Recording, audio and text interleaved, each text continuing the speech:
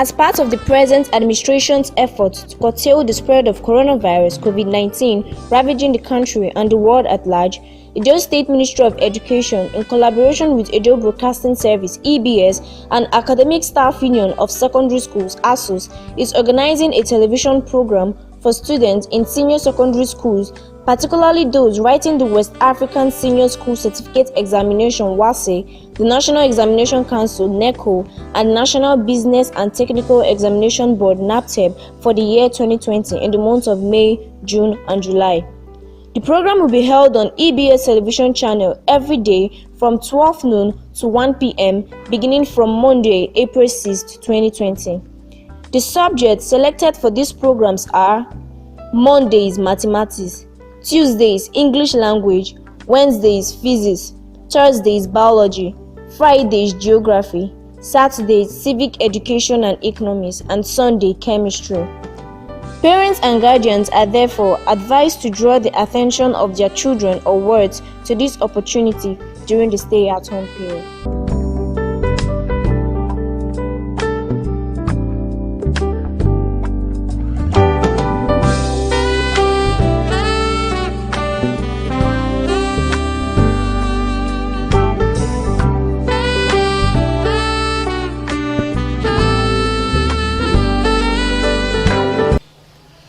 Good day, viewers at home,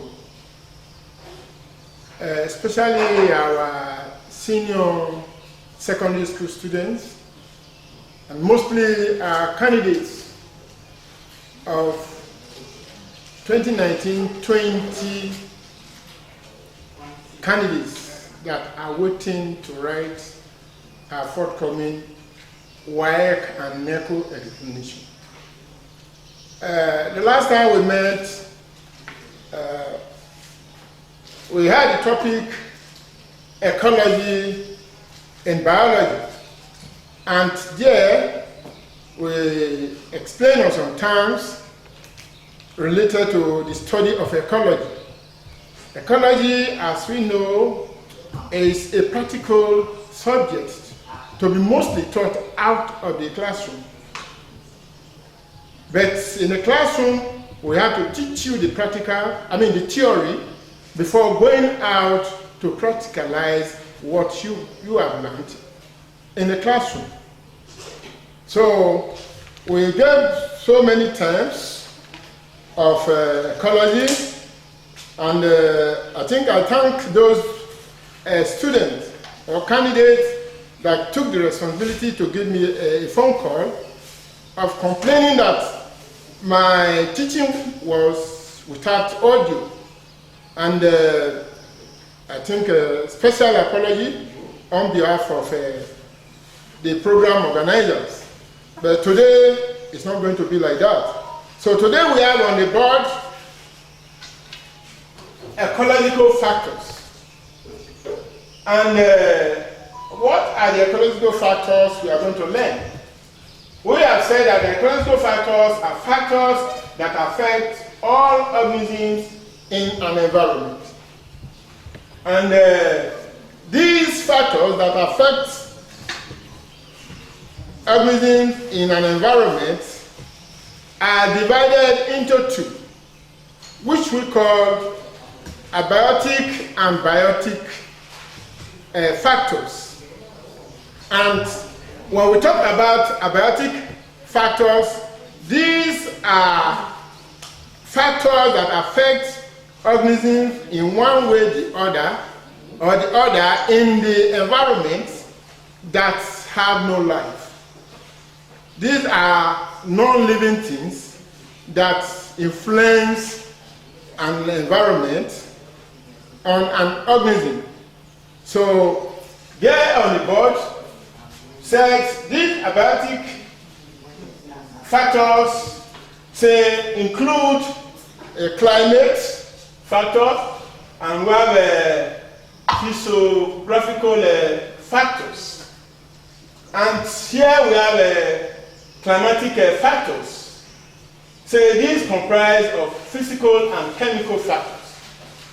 You know, in geography, I think it was explained or defined for you that climate is a study of a particular weather condition of an area within a period of time, to know the rainfall, the sunshine, the humidity, and the rest of them. So these things affect organisms in an area. And in the climatic factors, we said they are the same time split into the physical and the chemical factors in the environment of an organism. And we said the physical factors, so they include the wind, temperature, humidity, light intensity, and wave current. And these wave currents, we'll be referring ourselves more. We have a land wave current, and we also have a water current. So we are going to explain it in that way. And for the physical factor, wind, how does wind affect an organism? Now, you know that when we are talking about organisms, we mean both plants and animals. If you have a visit to the delta area of Nigeria, which cut across the Calabar, the Delta, the Bayelsa, you come to Edo is having part of it, then you go to Ondo, part of Ogun and Lagos. If you go there for an escort about the effect of wind, you will see that most of the plants are bearable to a particular side. Mostly if you go to the seesaw at the beach of the Atlantic Ocean, you will see the vegetation always bent to a particular place. Why? Because the wind there is so strong, and they have to adapt to that situation. Bend because they cannot withstand the wind motion. And you know, we define wind as air in motion. So these are plants that are fixed there. So it affects their growing, that you see them bent to a particular place. Also, that coastal area, people who live there, who are fishermen mostly, you see, if you hear them talk, as if they are fighting. Why? Because the wind there is very strong and is constant. There's no time, morning, evening, midnight, the wind is very, very strong. If you go to the extra area in Nigeria, you will see that. If you go to the Atlantic Ocean at Brass, which is Bayelsa, this is so obvious. If you go to the Ayetoro area of Ondo State, mostly the Jos and the Laje, they speak, they'll be talking as if they are fighting on a very high voice. Why? Because the wind there is constant, very strong, so that it will be blocking your hearing ability. So you have to talk very up before your neighbor can understand you. And that has become part of them. And that is the influence of their environment, which is also what we call a biotic factor. Then you still come to, let us say something about the temperature. This is very open. Plants use the temperature, which is the heat, which is needed for photosynthesis. Photosynthesis is favored with a very high, moderate temperature to take place. So plants where we have enough temperature have a good harvest, like the Nigerian situation, where we have the equatorial, where we are in the equatorial region of the world.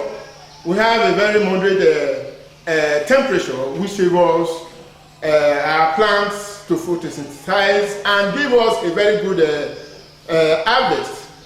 Well, after that favoring or favorism, as we said, for light, there's another adverse effect of temperature. when temperature is too high in a particular place, or temperature does not mean too much, always hot or cold, that leads to organisms to live, because the temperature is so high on them. It causes rapid evaporation, and you see that plants are also affected. Animals, if the temperature is so high in a particular place, they migrate, they move to a cooler region. And when it's too cold, they also look for the warmer area. That is where you see the egret, migrating from the Europe aspect to the equatorial area at the end of the year, which is from November, December. You see that migration. It's as a result of temperature, which also affect living organisms.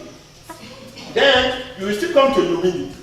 Humidity, we define it as the volume of air or moisture in the atmosphere.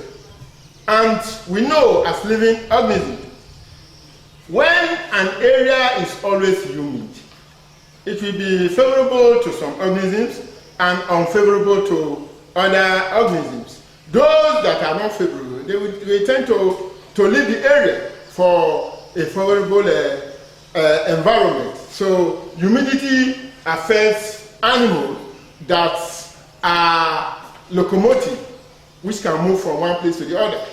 But for plants, they are anchored at a particular place. So at a high temperature, if you go to the north, you will see grasses at the peak of the dry season burnt down.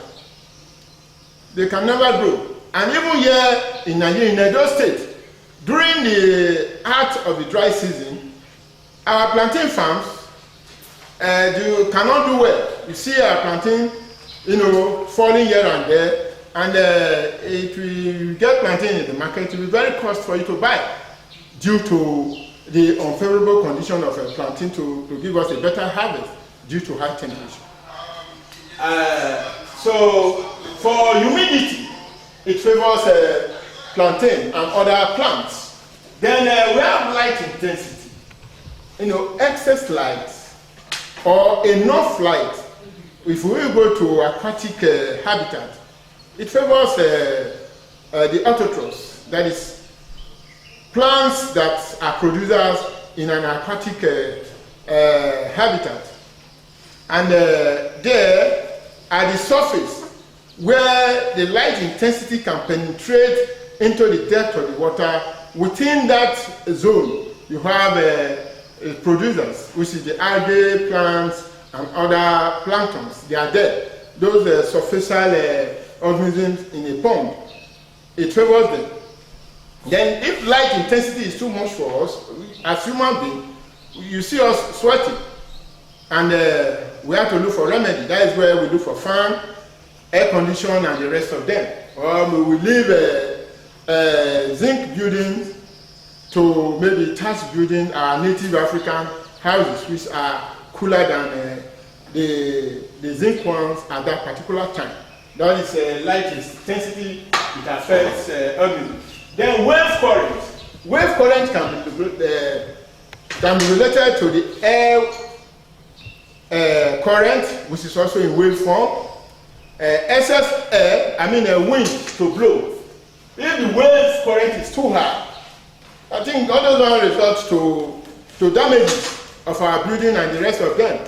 Then also, if you go to the sea, when the wave current is very, very high, some organisms are flushed from their particular habitat to a different place, because they can never withstand the wave current at that particular time, either in the dry season or in the rainy season, mostly in the rainy season, when water must have overflown the bank of rivers. So you see the effect of wave current on organisms. So thereafter, we are concerned with the chemical factors. How does chemical factor affect an ecological environment? Here we have oxygen carbon dioxide, mineral salt, water, nitrogen, and the rest of them. And how does these ones affect be an ecological factor to an area, which affects the living organism? Now, chemical factors. Now, oxygen is one of the chief nutrients for living organisms. We take in oxygen and give out carbon dioxide. So if this is not enough in a particular place, it affects the life of an organism. Then, if you go to the aquatic habitat, when there is shortage of oxygen in an aquatic habitat, you see living things will be dying because they are suffocated. They don't have enough oxygen to take into their system to give them the comfort. So inadequate oxygen dissolved in a particular aquatic organism, then suffocation will arise. Then you see dying of organisms in one way or the other. Then also carbon dioxide. This is another gas which favors photosynthesis. Photosynthesis, we know, is defined as the process which plants manufacture their food in the presence of sunlight, water, and carbon dioxide are the chief gas needed for photosynthesis. Where carbon dioxide is not enough, is inadequate in an environment, photosynthesis can never take place. So it's a chemical factor that affects an environment.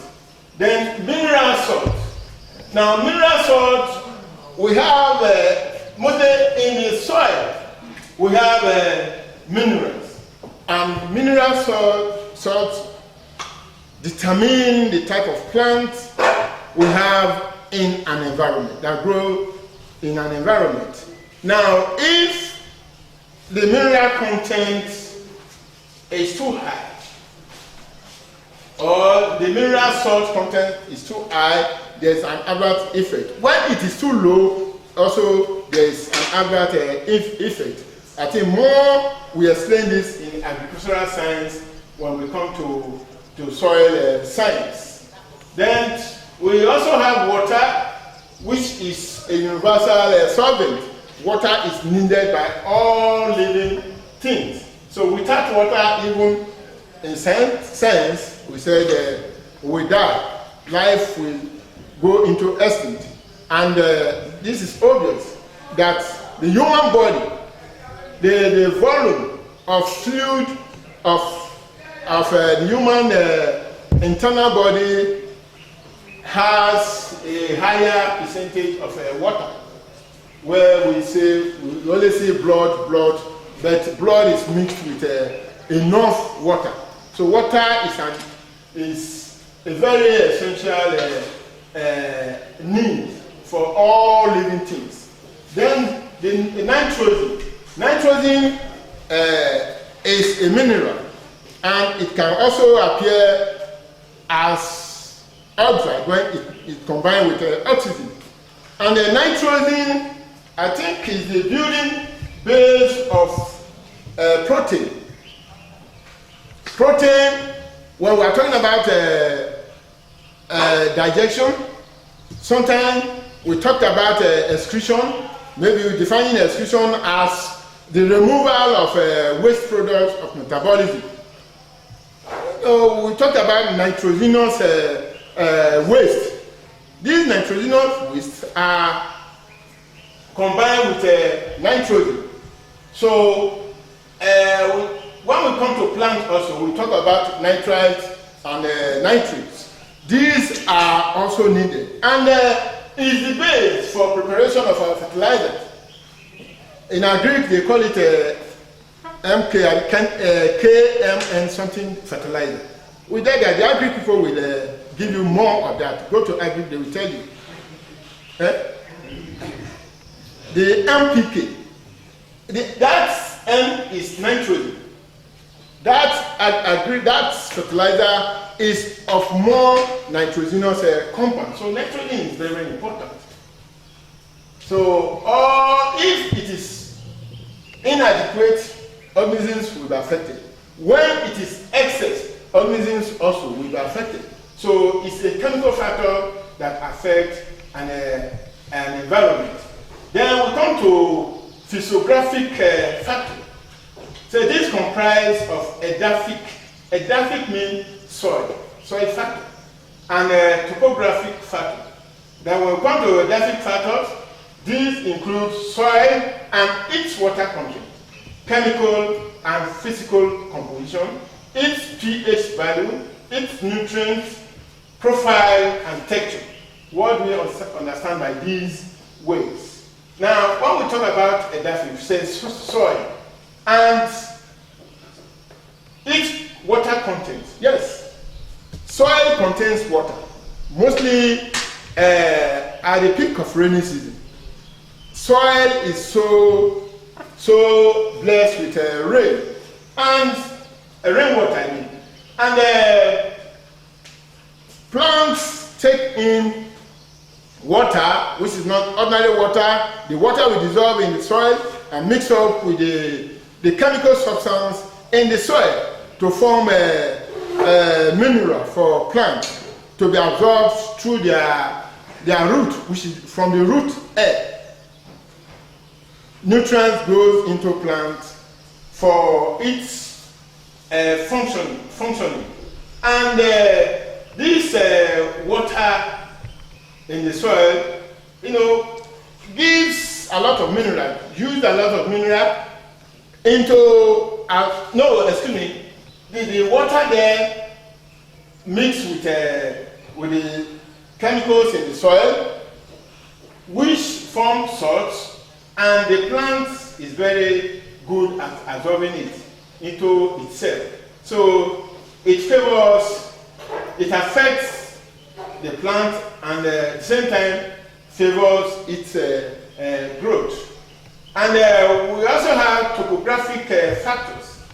And what do we mean by topographic factors? And these topographic factors include the chemical, physical composition. Excuse me. Okay. We talked about physiographic factors. We said these comprise of edaphic, which is soil, and topography. And what do you mean by edaphic factors that influence the soil? We are saying that the soil and its water content. No, a soil that has enough water is good for the plants to grow. And also the chemical and the physical composition. Now, if the chemical composition of a soil is not in favor of a particular plant, not all plant, a particular plant, gradually that plant will go into extinct because the chemical may be harmful to it. So gradually it will die off in an environment. So when we talk about the chemical and the physical, this chemical affects plants and other organisms like the worm, the boring animals, the ants, insects that live in a particular area. When the chemical content is not favorable to them, you see them even migrating to a place where they have a favorable chemical composition. The physical composition is about land. Either it's loamy or it's a sandy soil or others. And maybe clay. That is the physical composition. Clay soil, it does not studio. Now, as I said, the edaphic factors, so these include soil and its water content, chemical and physical composition, and its pH value, its nutrient profile, and the texture. And chemicals are there in our soil that favors the growth of plants, and also the living of other organisms like the worm, ant, and others in the soil. Then the physical composition is also a matter to talk about concerning organisms in an environment. Then we'll talk about the pH value, which we said the hydrogen ion concentration value in the soil. This area, soil scientists are very, very interested. For them to have maybe a farm settlement, they have to take the soil to the laboratory to test for its pH value, because each plant or animal, anyone, has a particular pH value that they can survive on. So if the pH value is acidic or alkaline, they will look for a suitable plant to be used in that environment. So the pH value of the soil is also very, very important. Then its nutrients, that is the organic materials that are there in the soil, which will favor the growth of plants and the living of other animals, like mostly earthworm. If there is enough nutrient, maybe organic nutrient, the earthworm is very happy to live there. And this also favors the high growth of plants as manure, if it is organic or inorganic nutrients. Then the profile, soil profile, maybe the surface we see as maybe black, which is the soil, and if you dig down, you will see another layer. You dig down, it's another layer, and this also affects plants, because some plants are deep rooted, some have superficial roots, which are the fibers. So it depends. So the soil profile also help to affect the living of an organism in an environment. Then the texture, that's how hard or how soft, also affect organisms in an environment. So thereafter we'll talk about the topographic factors. So these are causes due to structure of Earth's surface. And how do we see the structure of the Earth's surface? The Earth's surface is made up of rivers, hills, mountains, and valleys. And where there's a river, it affects the living of organisms. The type of plants that will live there is being determined. The type of animals, other animals that will live there, is being determined. So these things affect organisms in an environment, which we say they are ecological factors. And also hills. If you go to a hilly area, maybe if you go to an Enugu area, you will even pity them. The hills and the rest of them. There are a lot of gully erosion, and it does not favor planting. They don't favor their farming, so they have to migrate from one place to the other to make a farm because of the hilly nature. And when an area is hilly, the type of now, when the topography of a particular area, which we call the topographic factors, we are saying that these are seen on the surface of the earth, which are rivers, hills, mountains, and valleys. And as you can see, river, a particular area, when you see a river, you should know the type of organisms that are there and how that river affects it, either in favor or in disfavor. So it affects the life of organisms. Then hills, where there are a lot of hills in a particular area, the topography is very stubborn, as we can say. Stubborn in the sense that if you go to some area very deep and some area very high, and if the occupation of those persons living in that area, will they, that cannot favor their agricultural activities. So they have to move to a better place where there are no hills. So those are, it's a factor. The mountains, we cannot talk about, we cannot talk too much when there is hills and mountains. Mountains are very high area, and those areas, they are not good for rearing of animals, they are not good for planting, and life, hardly human life exists in all those areas. So too much mountainous area, you see, human life is so scarce, and other animals. Then we come to valleys. Valley, you know, is a depression on the earth's surface. And when there is depression, you will see that there we have a lot of erosion. When rain falls, you know, the rainwater will drip very fast because of the slope, and that causes gully erosion. And in that type of area, you know, planting cannot go well, and human activities are highly restricted. So that is how it affects other living things. Maybe some plants can be favored. So that aside of abiotic factors, now we come to biotic factors.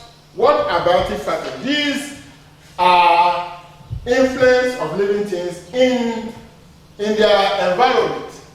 The influence can be favorable or unfavorable, but they are all caused by living things, either plants or animals. And what are the factors? The abiotic factors of living things. This can be what? Competition, parasitism, commensalism, predation, pathogens, mortality, migration in brackets, we have immigration and migration, dispersal, food and diseases. How does this human or living things activities affect other living things in an environment? Now, the ecological factors of this are, let us talk about competition. You know, in an environment, let us start from plants.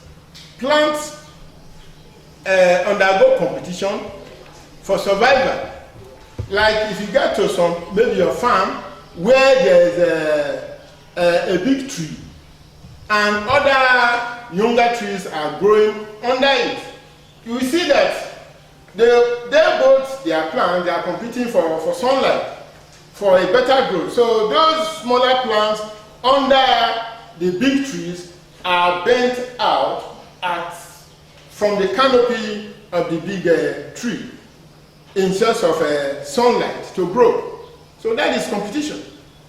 And also some plants, let us talk about plants that in a very high competitive environment of plants, some plants which cannot withstand other ones will just die off, and gradually that plant cannot be found in that particular area because of competition.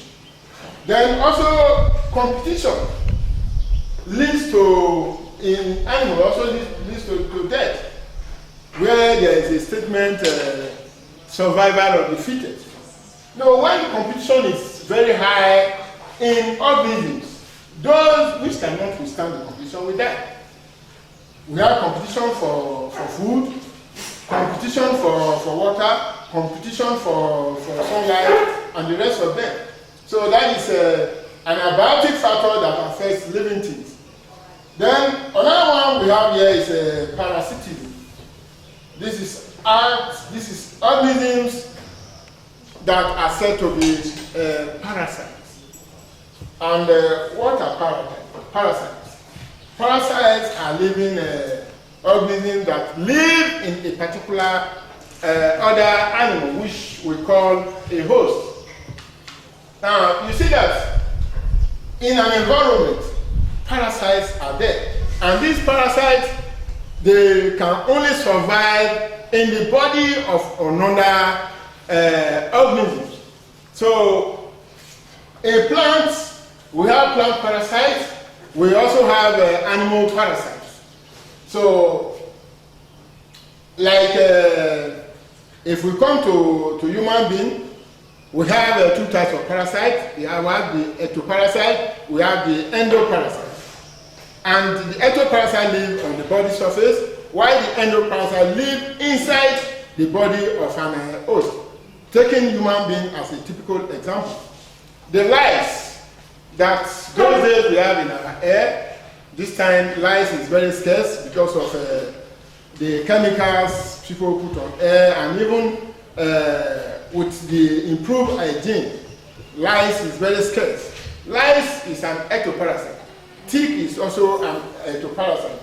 You know, like you come to these pet animals, mostly dogs, at home, when your dog is having too much tick on it, the dog emaciates. You see, sometimes you see the fur falling up, and you see that dog always scratching itself to an object, maybe to the wall, because of the ectoparasite. It affects the organism, makes it to emaciate, makes it to lose the fur on his body. So these are acts of parasitism, and many parasitism leads to death also in animals. Then we have commensalism. This is a relationship whereby two animals, they move together, but there is no death.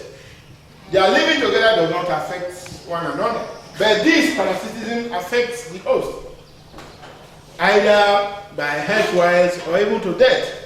Here, like in the, let us come to the land first. The cattle egret and the cattle, you see them always moving together. What is happening? People are saying that the cattle egret loves cattle to move with. No, because the egret is gaining something from the movement of the cow. When the cattle egret is a very lazy animal, very lazy bird, and it has no ability to scratch because the claws are not strong. So, but it feeds on insects, mostly grasshopper.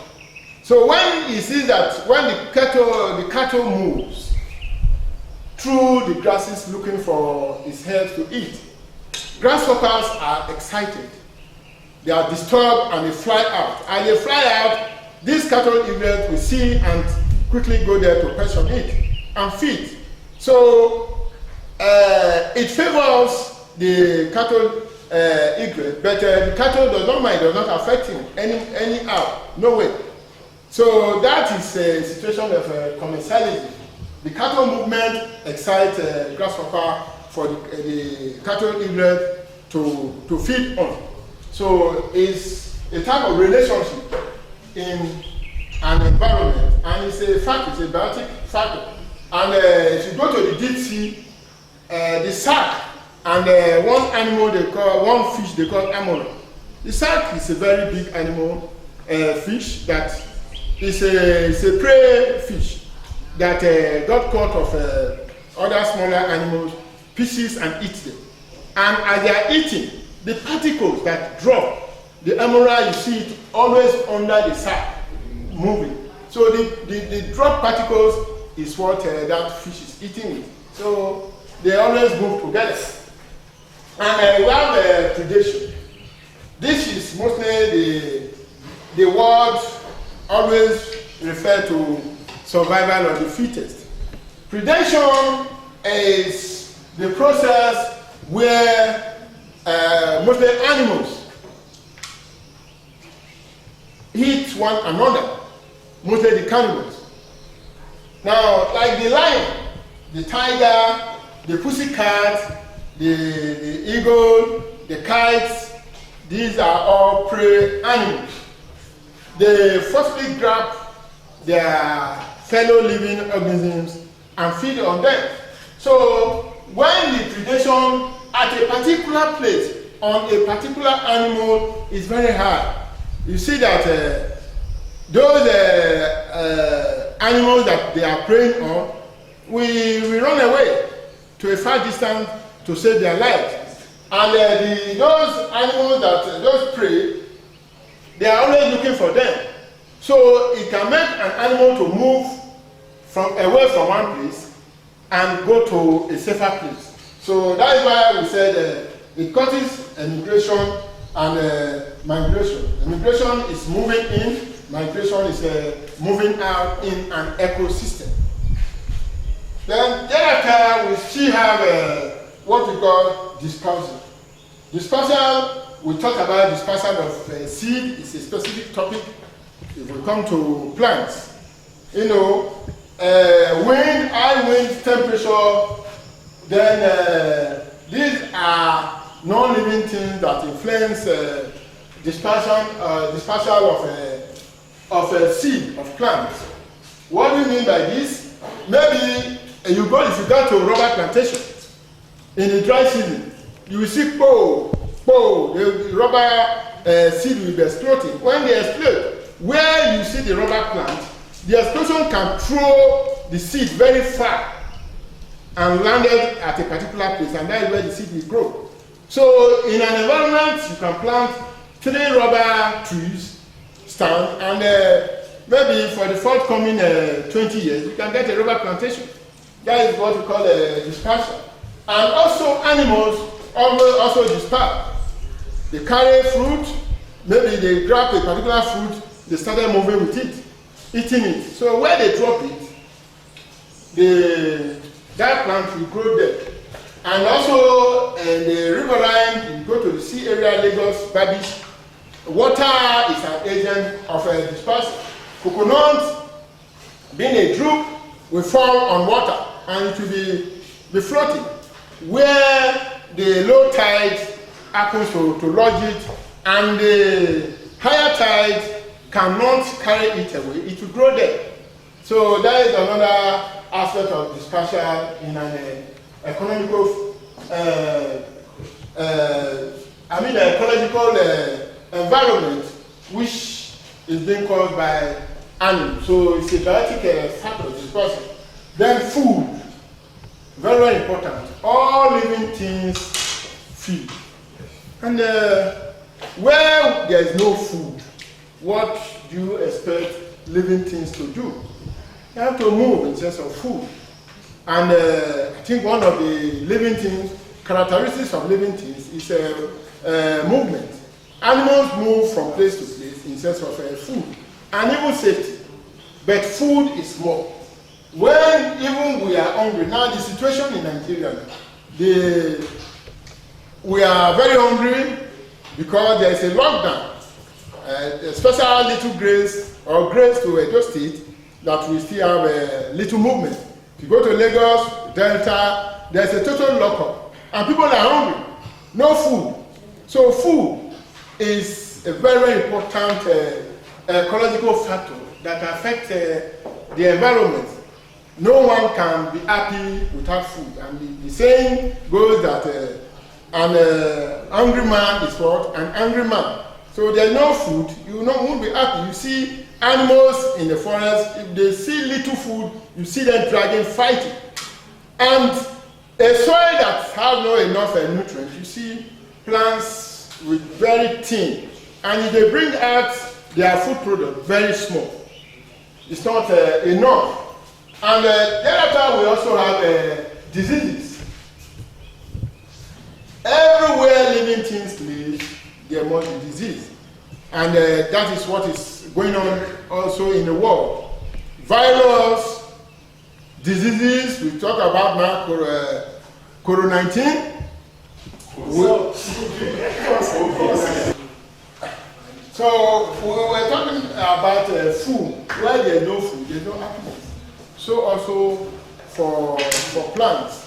There is no enough food in the soil. That is why what we apply artificial food for plants, which we call fertilizer.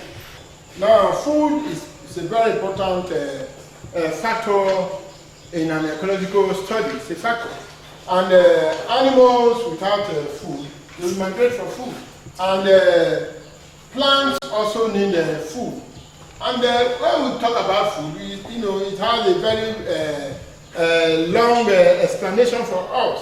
Now, food, we have food chain and food web in an ecological environment or in an ecosystem where we have a food chain, food web. In food chain, we talk about the bigger one eating on the smaller one and the rest of them. Like grass is a primary producer. We have a secondary consumer. We have tertiary consumer. That is about food. And when we come to also diseases, we talk about now in Nigeria, the world as a whole, we have a virus which they call coronavirus, which is now a threat to all lives in the world. Now, disease is everywhere. In recent past, we're talking about Lassa fever and the rest of them. These are all diseases affecting living organisms. Then, if you go to also the plant, we talked about fungal infection and other infection on the plant. Fungal infection also affect animals, which causes skin diseases and the rest of them. So, as we have seen, now we have some factors which generally affect living organisms in an habitat. And these are, we talk about temperature, pressure, wind, humidity, turbidity, pressure, and the rest of them. We have today is a ecological factor. We have explained abiotic and biotic factors that affect the ecology of animals. And thereafter, we talk about the climatic factor, physiographic factor, and also we talk about their effects generally on plants and animals. And those are the non-living things that affect the living of organisms. And we talk about the biotic factors as those factors that affect living things in an environment. So, viewers at home, we are going to end here today, and we bet you we are going to come up with more series for you to learn. So, for now, goodbye.